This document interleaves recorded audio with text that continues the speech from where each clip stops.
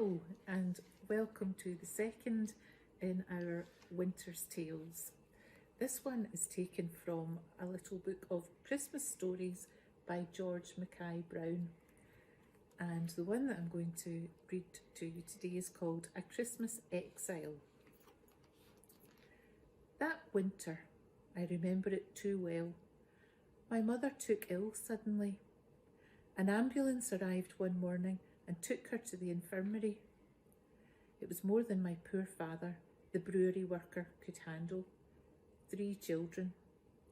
I was told that same afternoon, "You're to go for a week or 2 to your granny's in Orkney till your mother's better. Your case is ready and packed. The St. Ronald leaves Leith at 5 o'clock. "But the school," I said, "the school play. We start rehearsals tomorrow morning. I'm the 3rd king." "It can't be helped," said my harassed father. "There'll be another boy to take your place. I've sent a note to the headmaster. Put that thick muffler round your neck." "But Christmas," I said. "Surely I'll be home for Christmas." "Of course you will. Your mother'll be much better soon. Hurry up now. We have to catch that bus down to Leith." 3 women in the landing were whispering, "Complications, miscarriage, serious," and they looked at me sorrowfully. Scarfed, bonneted, overcoated, I followed my father down the steps of our Marchmont tenement. My father was carrying my cheap pasteboard suitcase. At the outer door I met Tommy McNamara, my chum. "Where do you think you're going?" said Tommy, wide-eyed. "Miss Letham was wondering why you weren't at the school." "Get out of my way," I said. "I'm going for a holiday to the Orkneys." Tommy gaped at me in awe and envy. "Hurry up," cried my father from the darkling pavement. "Here it comes, the bus." When the boat left Leith at 5 o'clock, it was dark, and the port was a great cluster of lights. Beyond that, Edinburgh would be a near infinite maze of lights, an intricate many-coloured web reaching out to Juniper Green and Silver Knowes and Duddingston and the Pentlands. Somewhere, lost in that jewellery of night, was the one muted hospital glow where my mother lay, thin and fevered. The wind swooped and keened along the Forth waters as the St. Ronald left the quay. The ship was awake, her heart beating as she made for the North Sea. "It'll be a dirty night," said the white-coated steward to one of the crew. Then he caught sight of me, the sole passenger except for a commercial traveller, and he said kindly, "What's your name?" "Ken," I said. "Well, Ken," said he, "the wind's in the northeast, and if I was you, I'd go and lie down in your bunk. It's going to be choppy. We don't want you being sick, eh?" "I'd rather be on deck," said I. "I'm a good sailor. I'm never sick." I had travelled this way before, many a time, in high summer, when the sea is brimming and large and full of songs, and midnight a glimmer in the north. The red-nosed commercial traveller asked, for the 3rd time, when the bar was going to open. "When I'm ready," said the steward, who obviously knew the man of old and wasn't too impressed by him. Once out into the North Sea and headed for the Pole Star, the half-gale struck the ship and she began to roll mightily. In the darkness, I, leaning over the rail, could see the white crests of the waves. A wilderness of wild dark horses was streaming past us, and the wind howled in the rigging. The sea had never behaved this way before, in my minding. I felt excited, leaning over the great black sounding heave. But soon I felt the cold in bones and head and stomach. It was time to seek out my bunk. I had to get to bed to pass the bar, and there the commercial traveller swayed, his nose redder than ever, and communed with his glass of whisky the way a fortune-teller gazes into a crystal ball, bemused and all-knowing.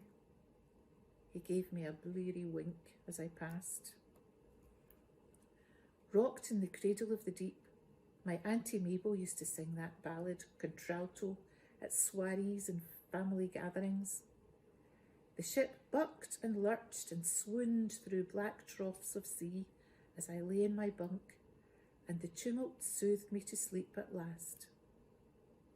I'd never stayed at my granny's croft in winter. How different everything was compared to the bright days of summer. The kind old lady lit the tilly lamp at 3 o'clock in the afternoon, and she crammed the glowing stove with peats that had been cut and carted home from the hill last summer. I'd been one of the peat spreaders. Instead of the long lingering summer light, the sky was crammed with stars. I looked from the door in amazement one night at the swishing, swirling silk skirts of the northern lights over the hill. She was good to me, my granny.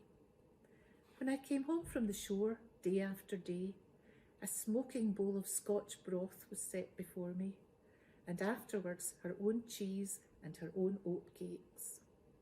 They seemed to taste of the lush summer grass and the fields surging with corn. Then she would light her hissing tilly lamp. We sat till 9 or 10 o'clock at each side of the glowing stove that burbled now and then with little yellow spurts of flame, and sometimes sent a plume of steam out of the snorting kettle. There were few books in the house, but that mattered nothing. My granny's mouth was full of old stories.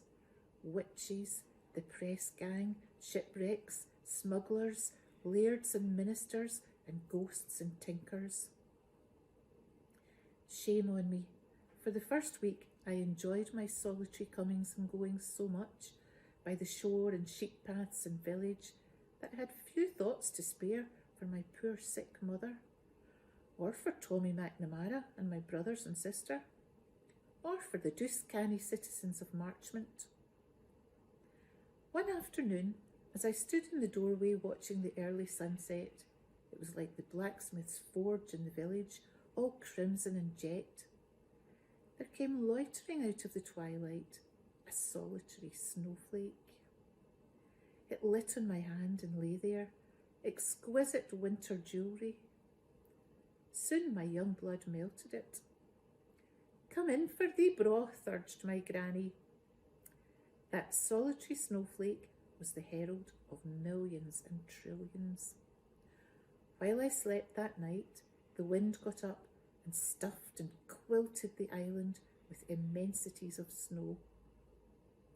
It was thrilling, eating duck eggs and oatcakes at breakfast time, to see through the window the island transfigured by that dazzling robe of snow. Fencing posts were half buried. Sheep cried from a lee wall. A dog barked thin and cold from a distant farm. An abandoned car nuzzled a soft white drift. Timmy the beachcomber stood, a black exclamation mark, between the boat shed and the beach. The island was all crystal and swan's down. "There's more snow coming," said my granny. "Mark my words." After that first enchanted morning, a great dark blizzard moved in from the north and buried the island. It went on and on for 2 nights and 2 days. To go outside for peats or eggs was to become a ghost. The north wind howled in the chimney.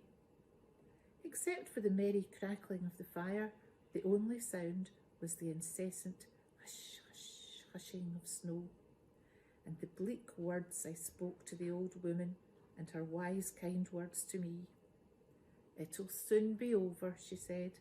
"I've seen worse snow than this many a time." During the second day of the blizzard, I began to think longingly of home.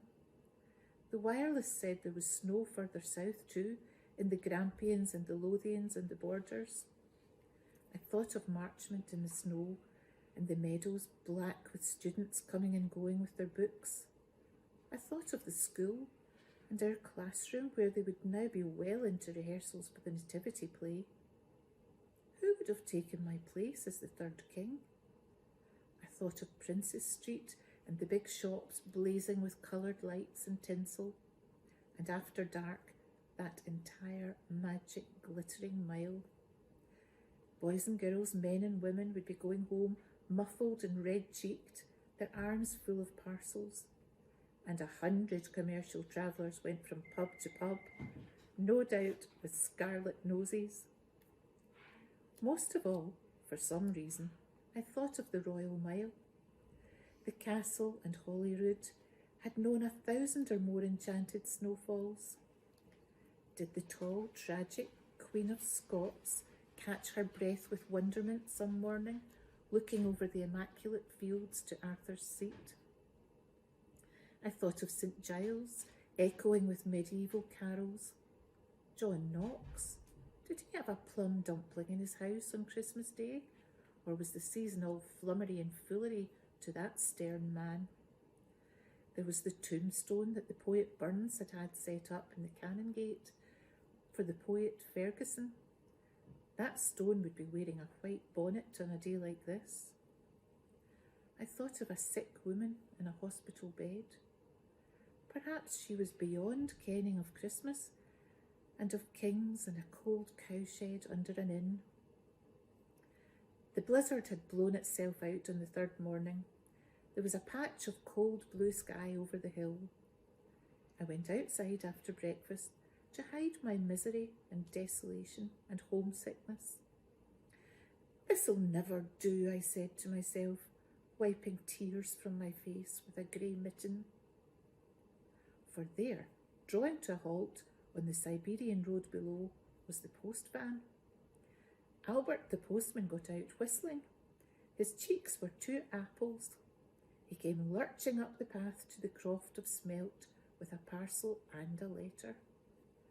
"You look that lonely. Why don't you build a snowman for a chum?" said Albert to me, and put the letter into my hand. He set the parcel inside the door. "Stops the boy and tak a dram?" cried Granny. While they discussed what havoc the blizzard had wrought, sheep buried, a boat ashore, a child born suddenly in such and such a croft without benefit of doctor or nurse, the silvery breath of an old fisherman shorn, I opened my letter. It was a card with a picture of a stagecoach and a log fire. "Happy Christmas from Tommy." Albert licked the last amber drop from his whisky and went and started up his red van. The snowplows had been at work on the island roads since early morning. Granny called from inside. "The parcel, it's from your father." "So kind of him. A box of groceries." "What kind of stuff's this?"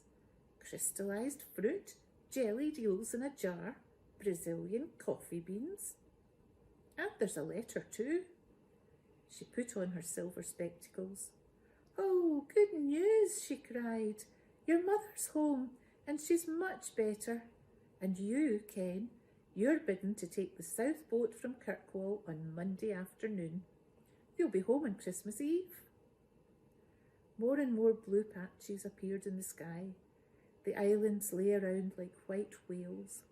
The sun came out.